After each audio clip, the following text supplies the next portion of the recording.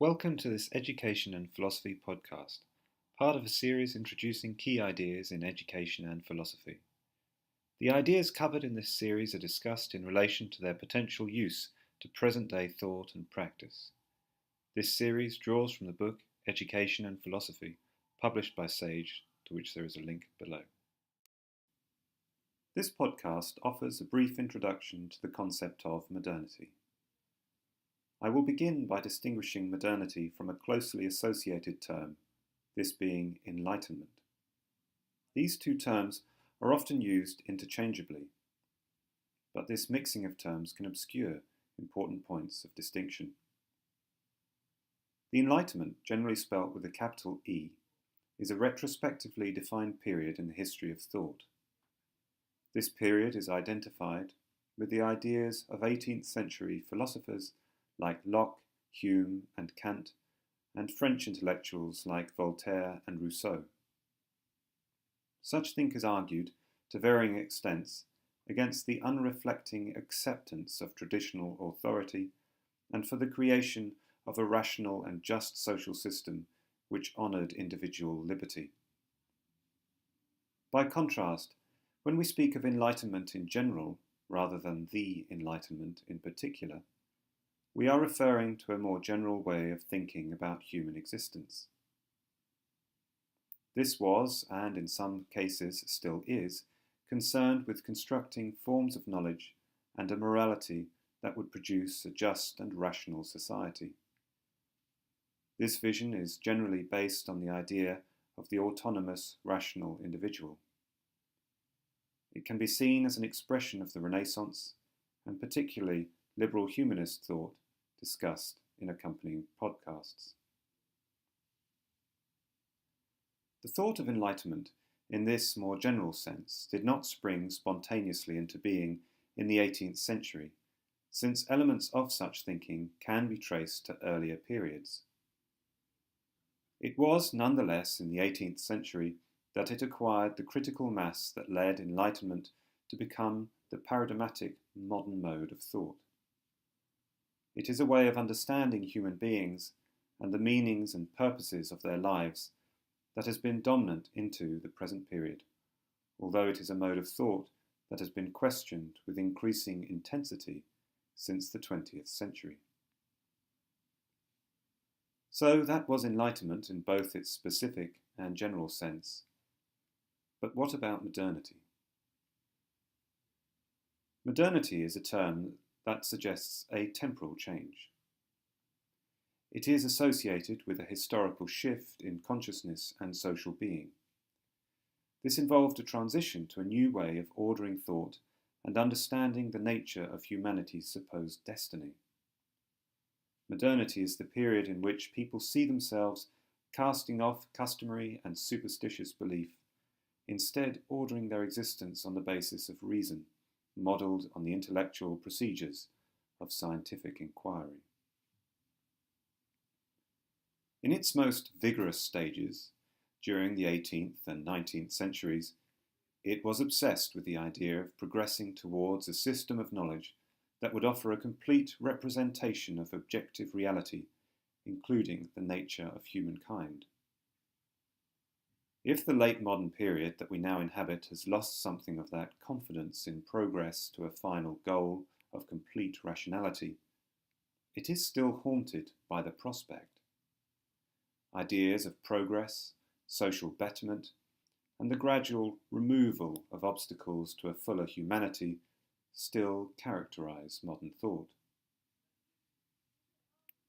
Modernity marks a rupture, a radical division in history. Real or imagined, it separates all that is modern from all that came before. Modern thought stands at this moment in opposition to medieval, pre-scientific understandings of the world, which it rejects as being too ready to believe what was traditionally believed and too much governed by superstitious concerns. It intends to shine the brilliant light of reason upon the relation of human beings to their world. This is not a reason that seeks to discern the will of God, but one that brings the disinterested gaze of science to bear upon the question of humanity and its relation to the universe. It is a project of reason whose logic commits it to questioning every conventional understanding, every assumption about humankind and the cosmos, in order to comprehend the truths of human existence.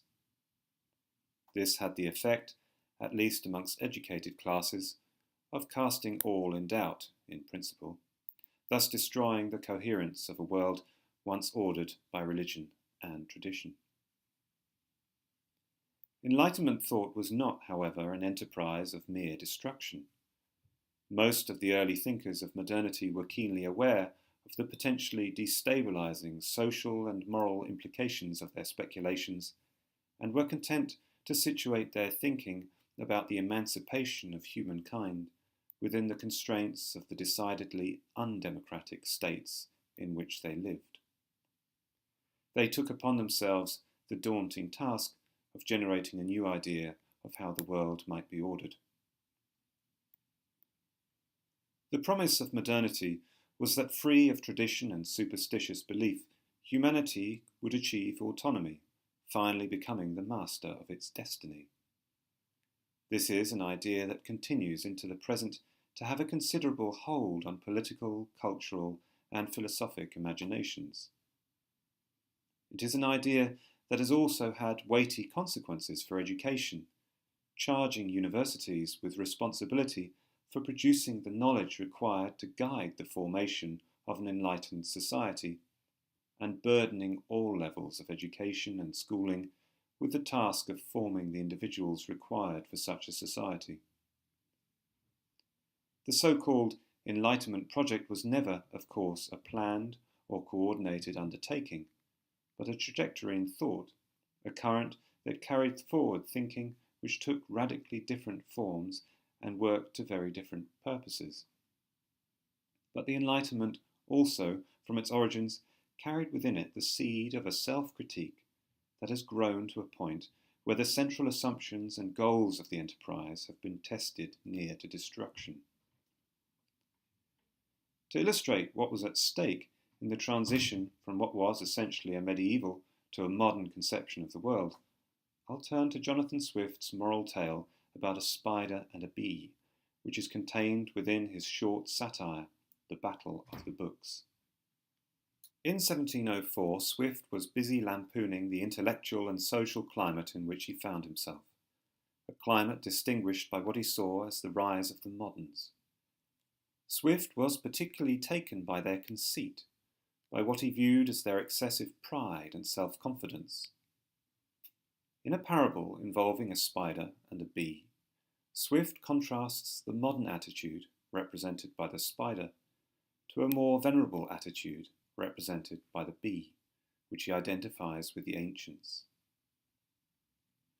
The spider dwells upon a high shelf in a library, paying little attention to the surrounding books. Having used them only as a support for his web, he has grown to a considerable size from the destruction of infinite numbers of flies whose spoils lay scattered before the gates of his palace. After insulting the bee that accidentally destroyed part of his web, the bee replies with insults of his own. In his attack upon the spider, he defines the modern attitude. "You boast indeed," he says, "of being obliged to no other creature, but of drawing and spinning out all from yourself." The problem with this self-resourced attitude is that all the spider brings forth from himself is poison and dirt. It is true that the spider displays great skill in architecture and mathematics, yet if you judge of the great genius or inventions of the moderns by what they have produced, Swift writes, you will hardly have countenance to bear you out in boasting of either. You moderns, the bee says, may erect your schemes with as much method and skill as you please, yet if the materials be nothing but dirt, spun out of your own entrails, the edifice will conclude at last in a cobweb. This cobweb swiftly becomes forgotten in a corner, only to be replaced by the next modern scheme. As for the ancients, they are content, like the bee, to pretend to nothing of our own beyond our wings and our voice, remaining wilfully subservient to tradition. Both the spider and the bee in this parable are, of course, rough and ready metaphors for ideas that were already in currency in the late 17th and early 18th centuries. The bee is just as much a parody of the ancients as the spider is a parody of the moderns. Nevertheless, Swift's parable makes a point which has been levelled at Enlightenment thought up to the present day, in that his depiction of the spider is an attack on the arrogance of those who believe that the application of reason to human affairs must necessarily bring about a better or a perfected world. The modern attitude, here with Swift and in subsequent commentaries, comes under attack for its excessive faith in the human intellect, for its presumption that a stage has been reached in human history where humankind is on the verge of coming to rule over itself and nature, by the idea that all problems can be solved with sufficient effort, that all mysteries are merely examples of ignorance, and that all misfortune can eventually be prevented. The bee refuses to be fooled by the spider's sense of self-importance, and insists that the spider be judged not by how he describes himself, but by what he has achieved. He is surrounded by waste, the bee observes, and his great achievements are quickly forgotten as other webs are spun only to gather dust themselves. His material wealth depends upon exploitation and suffering. He kills flies with poison only in order to develop more poison to kill yet more flies. According to the bee, this is a futile endeavour without value. It is a pointlessly destructive activity designed only to resource more destruction. Retrospectively, we might say, this kind of doubt about the ultimate value of modern achievements has only intensified throughout the modern era. Modernity intermingles a seemingly unassailable confidence in human ingenuity and a basic and persistent doubt about the ultimate cost and value of all this progress. These ideas are discussed in more detail in chapters 8 and 9 of Education and Philosophy.